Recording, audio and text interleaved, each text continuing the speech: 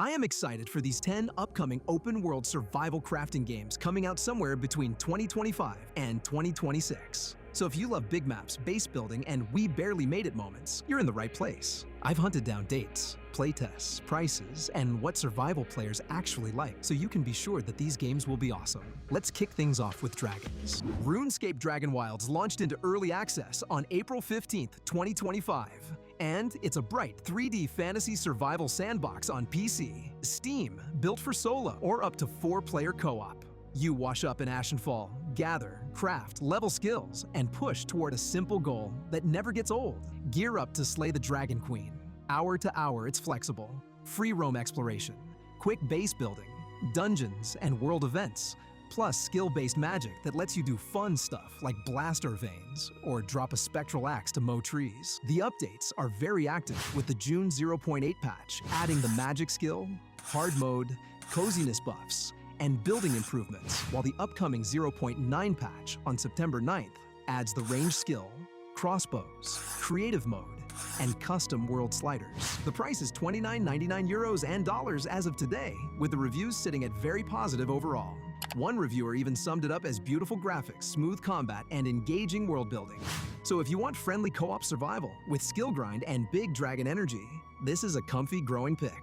Light No Fire is pure adventure fuel. It's a fantasy survival sandbox on a world described as a planet the size of Earth, which means the goal isn't to finish a checklist. It's to pick a direction, grab your friends if you want company, and make your own journey. Visually, it's bright and whimsical, with rolling grasslands, snowy peaks, floating ruins, and giant creatures you'll want to admire before you decide if you can actually fight them. You can build homes, explore on foot, sail, glide, and ride mounts, forming little pockets of safety in a huge, dangerous place. There's no release date yet and no public playtest, so treat this one like a slow-burn hype train.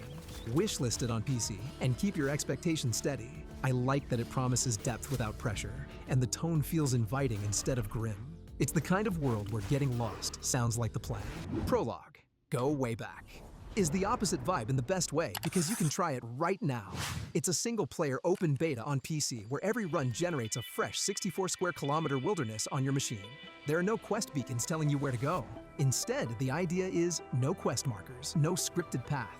So you can choose your own route, manage warmth, hunger, and thirst, and read the weather like your life depends on it. The survival loop leans tactile. You gather tinder and kindling, then spark a fire by hand. And yes, that first flame feels earned. One preview even said, it makes building a simple campfire feel like a real accomplishment, which perfectly captures the mood. Expect some rough edges because it's still in beta, but the foundation is strong. Handcrafted feeling terrain, realistic navigation, and a focus on tiny wins that add up. It's free to test. The price for full release isn't set, and it already rewards patience and smart planning. Of Peaks and Tides is for explorers who like their sandboxes wild and reactive. It's a 3D open-world survival crafting game rooted in Eastern mythology, where the land literally answers back. Weather rolls in, seasons shift, and the physics system lets you get clever with using the environment to your advantage. Set grass alight to panic predators, reroute water, drop boulders, or rig traps before a fight. You can play solo or co-op online, build anywhere from a hilltop hut to a walled stronghold, and tame creatures to fight beside you. The tone is adventurous rather than grim. Ancient ruins hum, giant beasts roam, and you're rebuilding a world cracked by a war between heaven and man. Progress comes from exploring, crafting, and using the environment to your advantage, instead of grinding through checklists. It's PC first with a coming soon window, targeting 2026, and there's no public demo or price yet.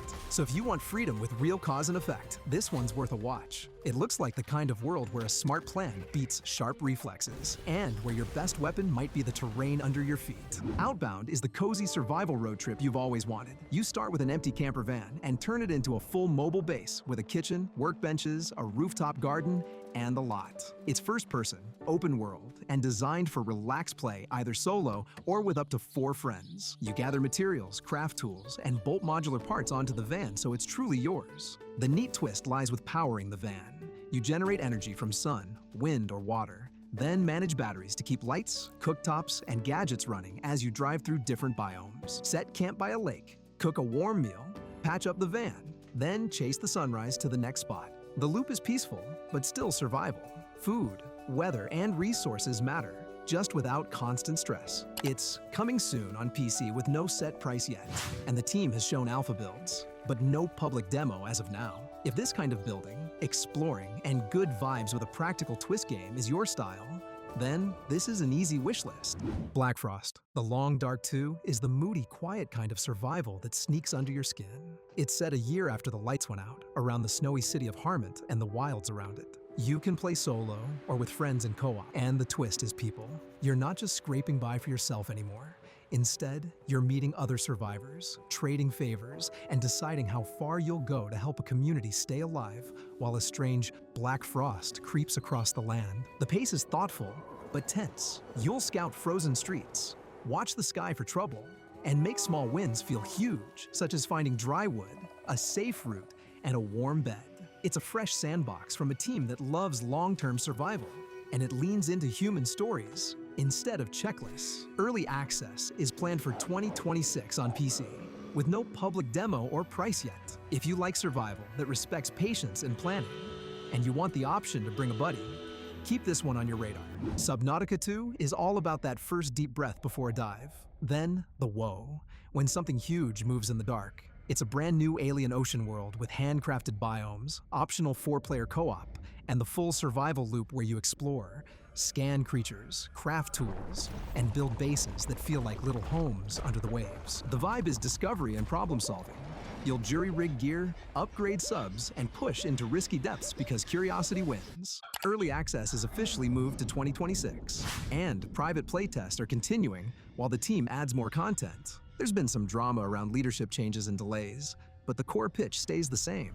A bigger, bolder underwater sandbox without subscriptions or battle passes. Expect story threads to pull you forward, but plenty of freedom to just roam, gather, and tinker at your own pace. If you love exploration with real stakes, and the thrill of hearing something massive pass your headlights, this is one to wishlist. Permafrost throws you into a city flash-frozen mid-life, and it's deliciously scrappy with collapsed highways, iced-over storefronts, and rooftops connected by rickety planks you definitely shouldn't sprint on. But you will. The loop is classic survival with a clean flow. Scout a block, scavenge supplies, craft heat sources, and push a little farther before the cold bullies you back home. You decide how to live. You can either hole up in a subway station and turn it into a bunker, or claim a high-rise floor and build a windproof base with workbenches, water collectors, and proper storage. Co-op makes it shine because roles just happen. One friend maps routes, another hauls loot, someone else keeps the generator humming. Encounters are tense but fair. Wildlife, raiders, and the environment itself. So wins feel earned. Progress comes from better gear, warmer clothes, and smarter planning, not miracle loot. It's planned for PC early access in 2025. With playtest signups open, and there's no set price yet. If you like survival, where every meter matters, and campfires feel like tiny victories, Permafrost is a strong watch list plus wish list. Bring a friend who packs snacks and actually reads the compass. The next title we have is Middle Ages Peasants and Knights, which is tailored for players who love the grind in the best way, the honest kind. Here there is no magic or shortcuts, just your hands, the land, and the knowledge you collect. You start as, well, a nobody, sleeping rough and learning the basics of survival. Forage, make simple tools, and build a roof that doesn't surrender to the first storm. The crafting is rooted in history, so materials matter. You'll hew timber, fire clay into bricks, cure leather, and eventually forge metal gear that feels heavy and durable. Food isn't a bar to fill. You'll have to farm, hunt, and preserve them so that you don't go hungry. The world is open and grounded, with villages, trade routes, and dangers that reward patience over bravado, while combat, on the other hand, is up close and personal, so you'll have to plan your fights and only wear what you can actually carry. Over time, you level up your workshop, raise proper walls, and move from peasant life toward something knightly. If you've earned it. It's targeting 2025 on PC with no public demo yet. If hard but fair makes you smile, sharpen your hatchet and start counting planks. Under a Rock is a pure adventure generator. It drops you into a strange, alternate evolution world where giant insects rule, storms roll in fast, and every valley hides something new. It's a 3D open-world survival sandbox built for solo or up to 10 players. And the map is procedural, so each seed feels like a fresh expedition. You gather, craft, and build bases anywhere that looks cool. From beach coves to cliffside ledges, the fun twist is discovery. You'll explore caves, dive underwater, squeeze through ruin-filled canyons, and sometimes deal with curses that force you to adapt. Taming creatures is also on the table, which turns the wilds from yikes to maybe we can ride that. Combat is fairly simple to read, but risky if you get greedy. Co-op is where it pops because roles form naturally. Someone scouts, someone cooks, and someone is our animal whisperer. Release timing is still a bit away, with plans for PC, PS5, and Xbox Series. If you love open maps, creature surprises, and building a home in places you were sure would eat you, keep this one on your radar. That wraps my 10 upcoming open-world survival crafting games. So if you enjoyed this, hit subscribe, give the video a like, and tell me in the comments which world you're most excited to survive in. Are you a base builder, an explorer, or a creature tamer? I read every comment, and I'm stealing your best base ideas for science. When you're done here, check out my video on the best co-op games you can play right now. It pairs perfectly with today's lineup. Thanks for hanging out, and I'll see you in the next one.